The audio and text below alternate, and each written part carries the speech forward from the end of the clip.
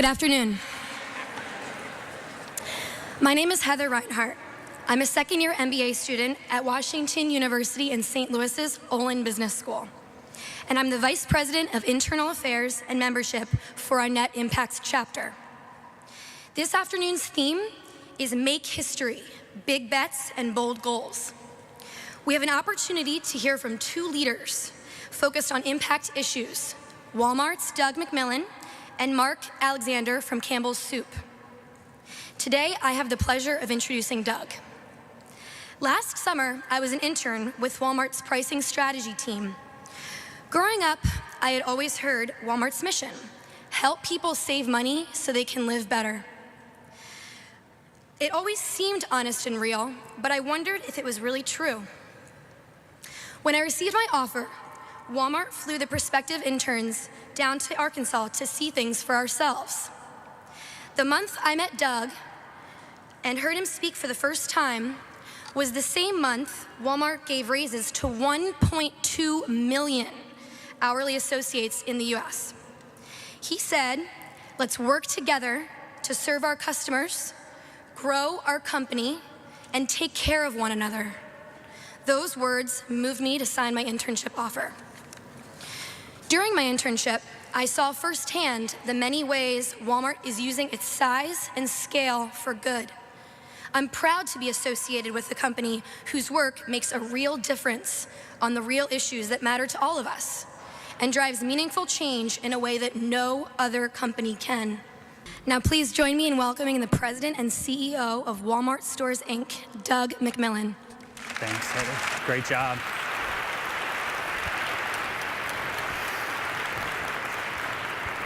Heather has a job offer from Wal-Mart, and if you'd please sign that before this is over with, we would be very pleased, and my mission today will have been successful. I'm really excited to have a little bit of time with you all today, and frankly, I'm inspired. You know, it's been a little bit of a tough election season, if you've noticed, and having this opportunity to see you gives an old guy like me a lot of hope. So congratulations to all of you for being here. We're inspired by your mission of making the world a better place, and we basically just want to do the same. A few of you might really know Wal-Mart like Heather now does, but most of you probably watched that video and kind of wondered to yourself, is this real? Is this the Wal-Mart that I think I know? The truth is, Wal-Mart's been through a lot of change. We started in 1962, and Sam Walton started taking discount stores to small-town America and offering them value, offering them assortment so they didn't have to drive into town, and it turned out to be a really good business model. But over the years, we've added food, we've expanded to 27 countries outside the United States, and we've become quite a different company. The video mentioned that we had this moment, and it was in 2005, and it related to Hurricane Katrina and the flooding in New Orleans. And what happened is that in the years leading up to that, the company had started facing criticism about our very business model and how we went to market. And it bothered us, but frankly, we didn't quite understand it all and probably didn't have the right reaction to it because we felt like we were good people doing good work, just trying to serve customers and associates. So when we heard that criticism, it had a negative impact, but we didn't quite know how to respond. And then when the flooding happened, we were sitting there watching on television this catastrophe, which if you don't remember, resulted in more than 1,800 people dying and more than $100 billion in damage. And as we were watching it, that Labor Day weekend, we were having these conference calls where we were following up on the things we would normally do when a catastrophe happens, like ship water. And our CEO was on one of those phone calls, and I was responsible for Sam's Club at the time, and Lee interrupted this call and said, hey, this is really bad, and it's getting worse. It is not getting better. What if we did it differently this time? What if we stepped up big time? And he basically unleashed us to throw our people, our merchandise, and our money at what was happening right before our eyes in New Orleans. And so that's what we did. And here's a picture that means a lot to me. In fact, there's a painting of it hanging behind my desk in the office. This is September 1st, and those are Wal-Mart trailers, most of them, lined up to get into the impacted area, waiting on the authorities to tell us that we had the all clear so that we could go in. And it's symbolic of what we saw happening. We had vice presidents doing CPR inside Walmart stores trying to help customers. We had associates landing helicopters on the parking lots of Sam's Club that were trying to evacuate people out. We had teams of people that were driving from all over the country, our own associates sleeping in our stores at night and Sam's Clubs at night, trying to figure out how to help customers. And it changed us. We were so proud of how we'd stepped up in this difficult time, and in the days that followed, Lee asked us all, what would it take for us to be this company all the time? What could we do that would make us feel this proud and also show to everyone our heart and who we are as a company? So what we did is we started listening to critics, some of the people that wouldn't have wanted to talk to Walmart, that were concerned about our environmental practices or labor practices, started coming and talking to us about what was going on, and we started listening to them in a different way. And one of my favorite stories was an environmental expert that we wanted to talk to that wouldn't talk to us. He thought we were evil, just didn't want to have anything to do with us. But we kept inviting him, and finally he agreed to meet us in a hotel out of town in the basement with the shades drawn if we both came from different entrances. We walked in there and we sat in a little circle, and he started talking to us about healthcare and our wage rates. And I thought we were there to talk about the environment. And at that moment, it connected for me this path towards sustainability and how working on the environment actually leads to helping people. And as you start to think about the platform that some businesses have, like Walmart, using that platform to build a better business model became an exciting idea.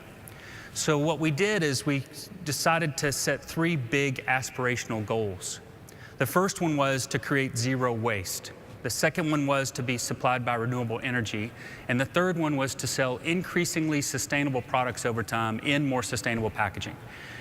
And we didn't know exactly how we were going to do these things. We only had some clarity as to what we were going to accomplish. So we set them in a big and aspirational way to give ourselves plenty of room to operate and to move. But they were big goals. And since then, now a little over 10 years, we've achieved 75% of our global waste being diverted from landfills, 25% renewable energy supplies, and we've eliminated 35 million metric tons of greenhouse gases from our supply chain. We basically moved from serving just 2 stakeholders to trying to serve all the stakeholders that have any interaction with Walmart. And as I mentioned a minute ago, tried to create a business model that could shape systems in a positive way and create a business model for good. We're proud of these goals. But today we decided to take this opportunity in front of you to share some new objectives. This is news that we haven't even shared within the company yet. We thought this would be a great place to do it. So we have a few announcements to make today for the very first time. The first one relates to waste. By 2025, we'll achieve zero waste in 4 of our larger markets. And across the supply chain, we'll work with our suppliers on packaging and product design. And downstream, we'll work on recycling returns, pursuing a more circular economy.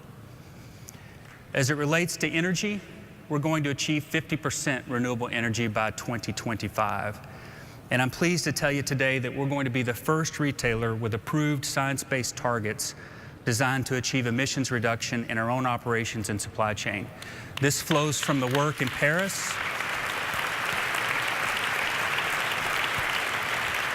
Thank you.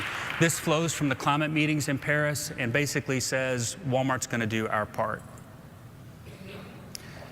As it relates to products, I want to dive into just 3 areas. As I'm sure you know, our supply chain is immense, and it touches a lot of different companies, countries, and categories. But I'll pick on 3 today to talk more about. The first one relates to transparency and quality, then we'll talk a bit about our forests and about food. As it relates to transparency and quality, Heather was wearing a t-shirt when she was up here that's $3.88. I've got one of them here, and I love this story. It's not the only one. We have lots of stories like this because our merchants do a great job with it. But this one's from our apparel team, and what they set out to do would be to create a more sustainable garment, but to do it at an opening price point, at the lowest price point we have in a category.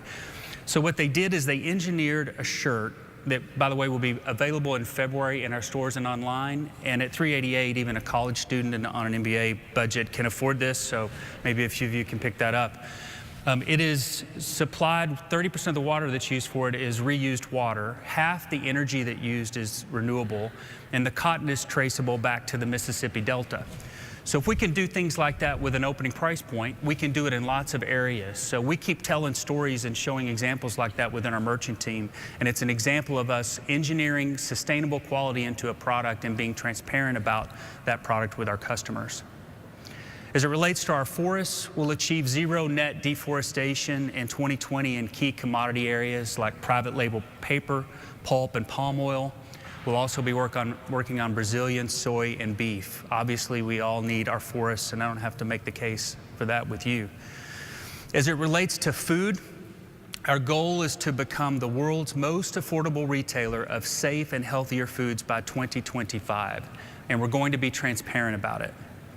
By 2025, we'll double the sales of locally grown produce in the U.S. We'll work with our suppliers to reduce additives, certified synthetic colors, flavors, and artificial preservatives. And we'll start with foods like pasta sauce, salad dressing, and Mark, how about we start with soup? Soup will be Campbell's will help us with that. We'll further reduce sodium, added sugars, and saturated fats in key categories in our private brands, and we're going to work with national brand manufacturers to do the same. Our private brand products in food, consumables, and health and wellness will use 100% recyclable packaging by 2025, and we'll start with our U.S. private brands. Those 4 goals are aimed at becoming the world's most affordable retailer of safe and healthier foods by 2025, and we're excited about pursuing that. We'll also expand and enhance sustainable sourcing of 20 key commodities to include bananas, grapes, coffee, and tea.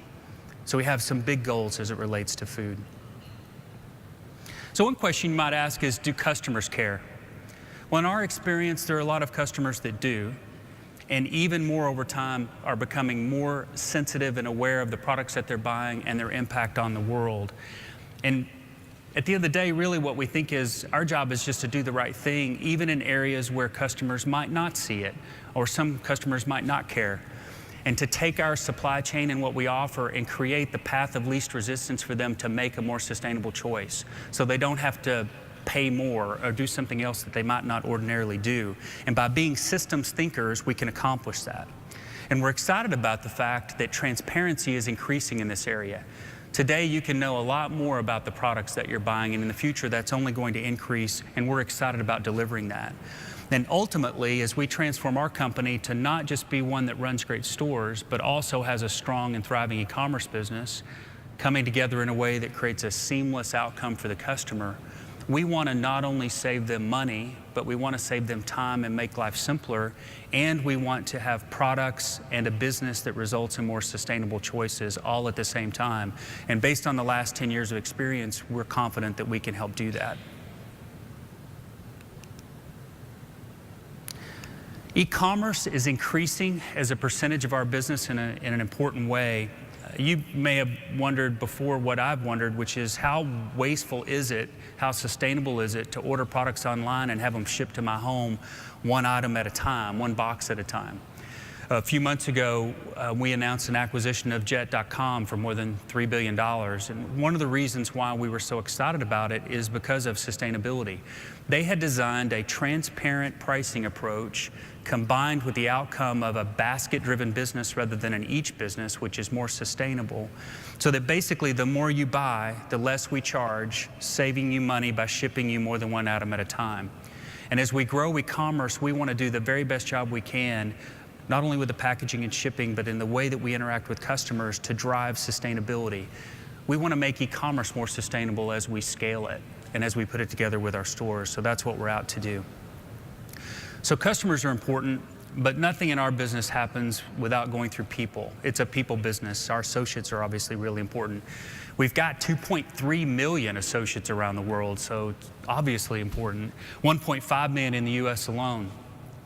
And I've heard, being with Walmart for more than 25 years, criticism about retail as an industry and what retail pays, and the specific criticism about Walmart. And frankly, that hurts, because my own personal experience at Walmart has been so great, and I've seen so many people at Walmart thrive and take advantage of the opportunities that the company offers. But what we have to do now is to change the company in such a way that we get stronger and improve in that area so that there are even fewer concerns about that into the future. Today in the US, 75% of our store management started as hourlies. Being a Walmart store manager is a great job. On average, a Walmart store manager makes $170,000 a year. But too often in the past, those store managers have had to earn their way to running a store or beyond without the support of great training and development programs. So we started off on this path just a couple of years ago to invest an incremental $2.7 billion in wages in the US. We added store structure, and today we're bringing along training and development so that people have a better shot at taking advantage of the opportunities that are in front of them. One of the reasons that's so important to us is that we're deploying more and more technology into our stores, and we need well-trained associates to be able to work with it. I want to show you one story about one Walmart associate. This is Timothy. Going through high school, my mom suffered through addiction. I didn't know who I was going to depend on other than myself. I was living paycheck to paycheck, and I honestly didn't know whether I was going to have enough money to even buy food or pay a light bill. It was hard because I was taking care of my fiance as well, you know? I had to start making decisions to make my life better. I turned in an application at the local Walmart. I got hired on as a deli associate. My entire life changed. I wanted to be able to provide for my family, and I took that opportunity. 3 years ago, I had the most beautiful daughter.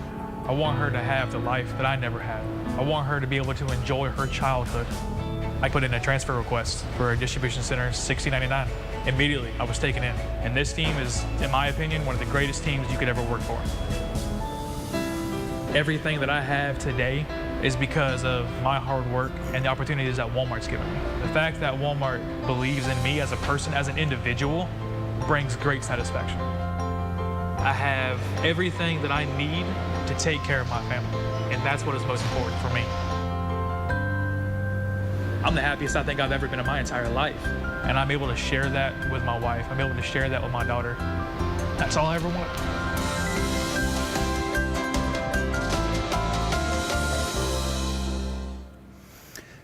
So that's the story of a lot of our associates, but not for all of them. We need to make improvements so that stories like that are increasingly true. So here's what we're up to.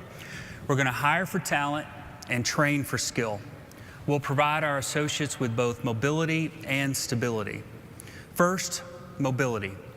We'll be the place to come for that first job, where they can pick up skills and go on to do more, whether it's within the company or outside the company.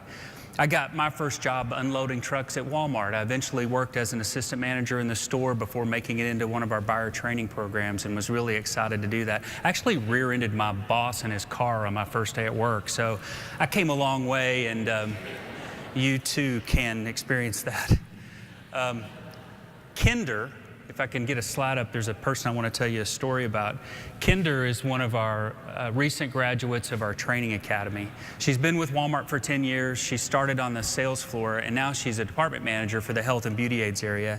She's shown here with her son, Gurpreet, who's a department manager in auto care. This was the first time in her life that she had ever gotten to wear a cap and gown. And now she's eligible to become a management associate within Walmart. And by the end of next year, through these new academies that we're creating, we will train over 250,000 people in Walmart to be eligible for management jobs, people like Kinder. And we're really excited to be able to do that. Next, stability. Our associates get their schedules more than 2 weeks in advance. And recently we converted to a paid time off system so that they're in control of how they use their free time more than they were before. And we want to create this stable environment for everybody. Diversity and inclusion are very important in Walmart. We want everyone to be able to do well. We believe women should be paid the same as men for doing the same job. Obviously, it's hard to believe we're still having that conversation here in this country, but that's something that we believe in.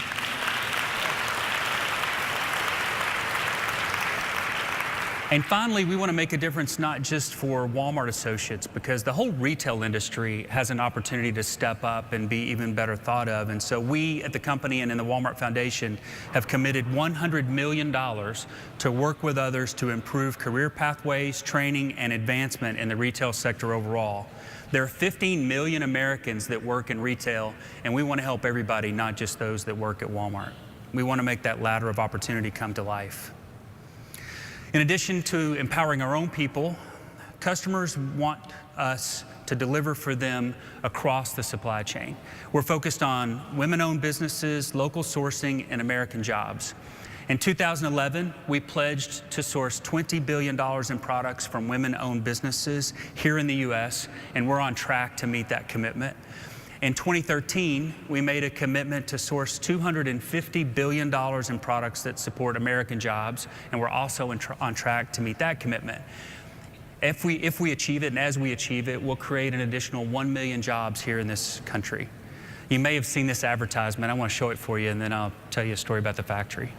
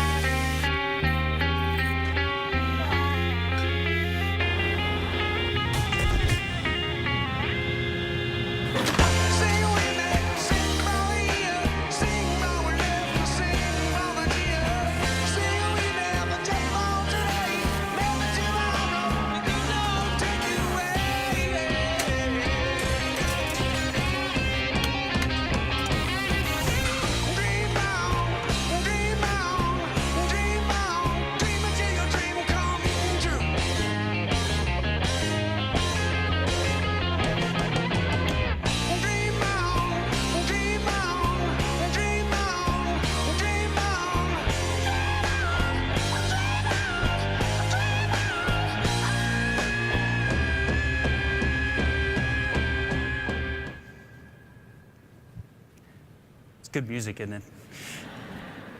We do actually want to help make some of those dreams come true. And that factory where the commercial was shot is in Utah. It's a Lifetime Products factory.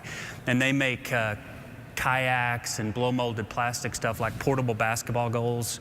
I grew up playing, or my sons grew up playing with me on a Lifetime Products portable basketball goal. They've got 1,800 jobs in that factory, but because of the program that we have, they're building a new factory in Tennessee where they'll employ hundreds of new people in Tennessee. So we're excited to be part of that. We love doing things like that. When customers shop at Walmart, we want them to feel comfortable that the products they buy were sourced responsibly. It's troubling to see the poor working conditions that exist in some places with people being forced to work. It's hard to believe that forced labor exists today, but it does. Here's what can happen. Some vulnerable people group somewhere, a vulnerable group of potential workers, are charged fees to get a job. They raise the money to go do that, then they take off to go get those jobs, and they find themselves trapped and in debt.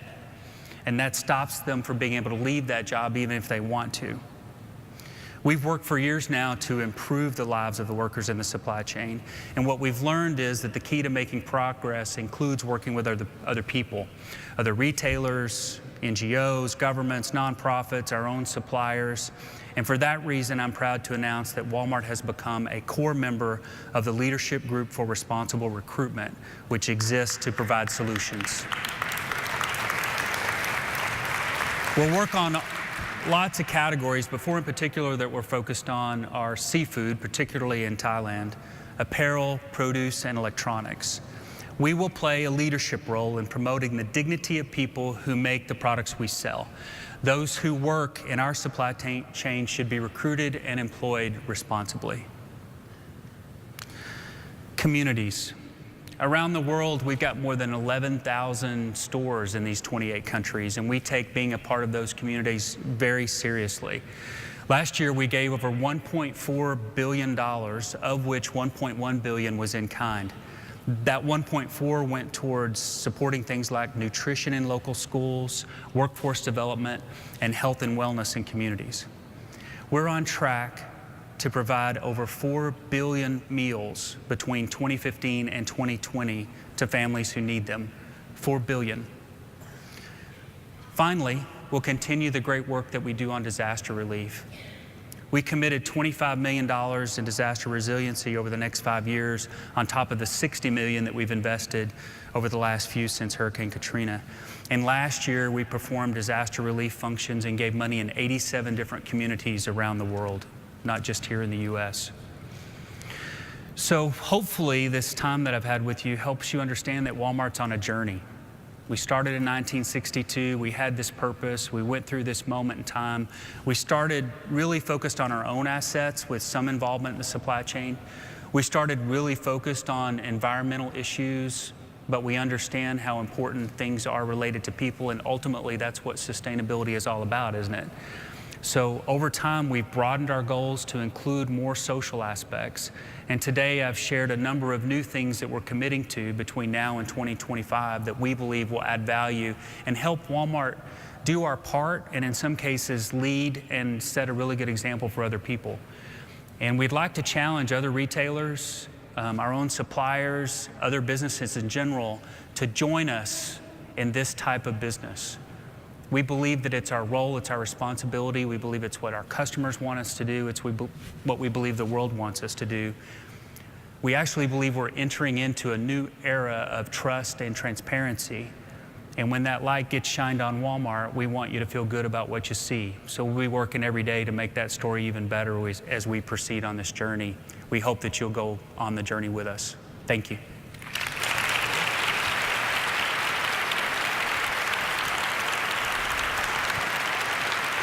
This clock says we got a little over 10 minutes left if you guys want to ask me questions.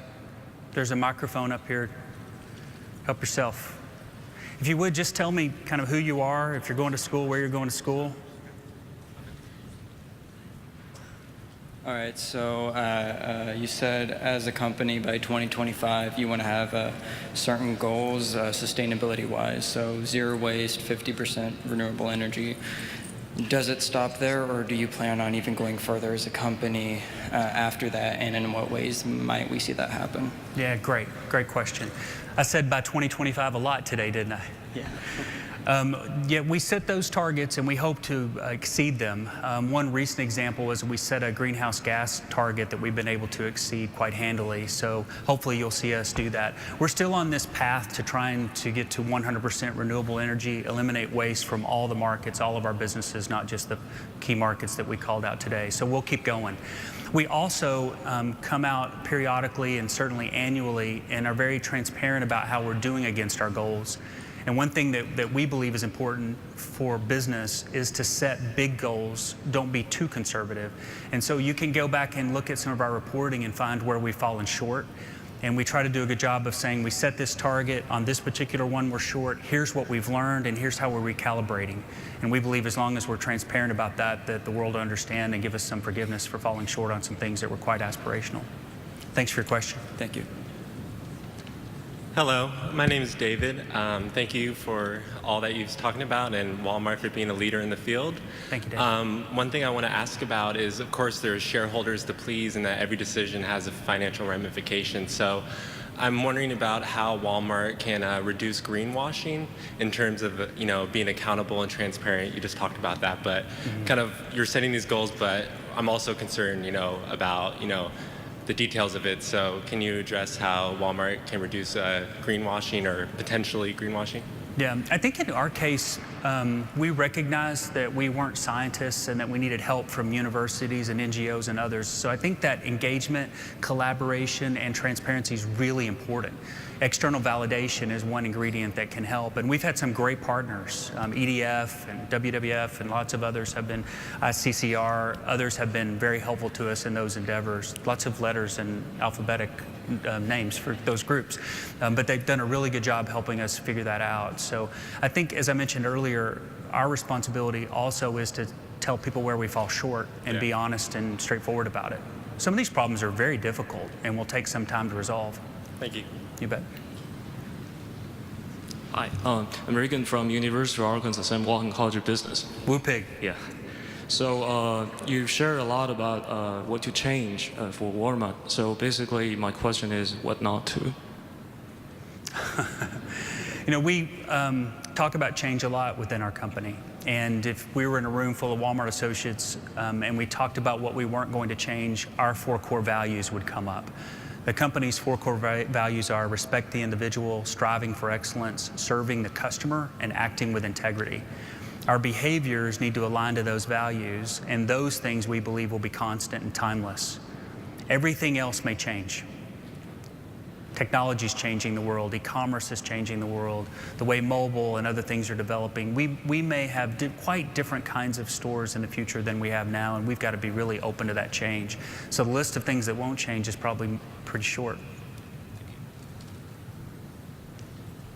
Hi, my name is Olivia Gossett Cooper. I'm a MBA in Sustainability candidate at Bard. My question is, and thank you for being here and all you're doing. My question is, what is your approach for messaging on your store floors for sustainable products like that tea or sus tea?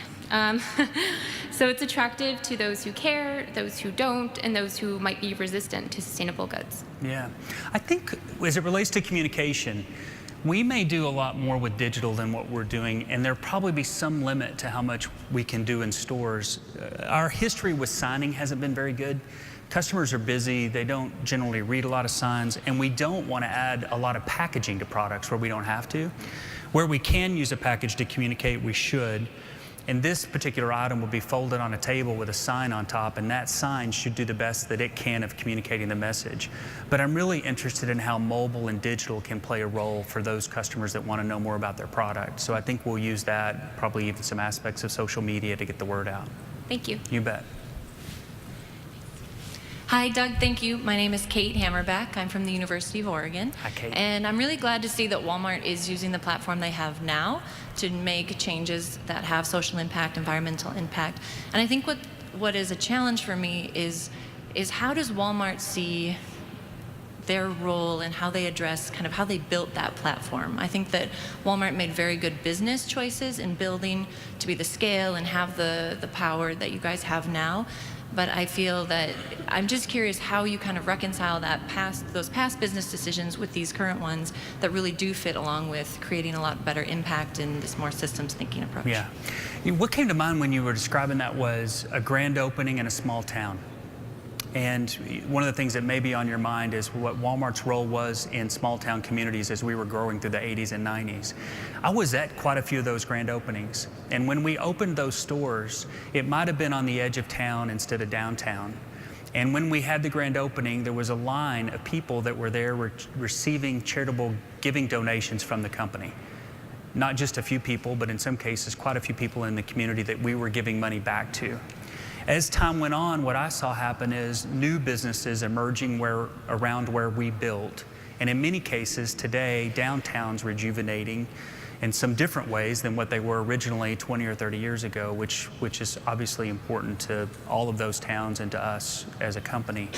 So we can't change everything that we did before, but I think this mindset around serving multiple stakeholders and not just customers, associates, that circle of people around that town, and eventually shareholders, to say, you know what, Thai fishing boats matter and the factories matter. I'm excited about what we've done in recent times, and all we can do is try to do the best job forward of possibly serving all of those stakeholders. That's what we're committed to doing. Hi, I'm a student at Presidio Graduate School in San Francisco. Today's theme has really been about equity and what we as corporations can do to promote equity. And you are one of many people in the United States in the corporate world who makes a lot of money. And you also have a lot of pride in what promote living wages. So I'm wondering how you feel Walmart's role is in promoting equity, not just raising the living standard, but promoting equity. Yeah. So what goes through my mind is, first of all, I took my first job at Walmart making $6.50 an hour. My alternative in fast food was $3.35. So I didn't start out making a lot of money, and I've worked really hard to try and get where I'm at the moment, and I feel like I have a great obligation to create that opportunity for everybody else. As I step back as an American and look at the ladder of opportunity that needs to be created, the place at which we set that first rung comes to mind. If that place is too high, we won't be able to employ as many people as we need to. And being a great place to go for a first job is fine.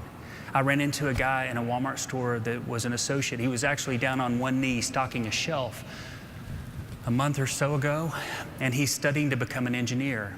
And he may or may not stay with Walmart.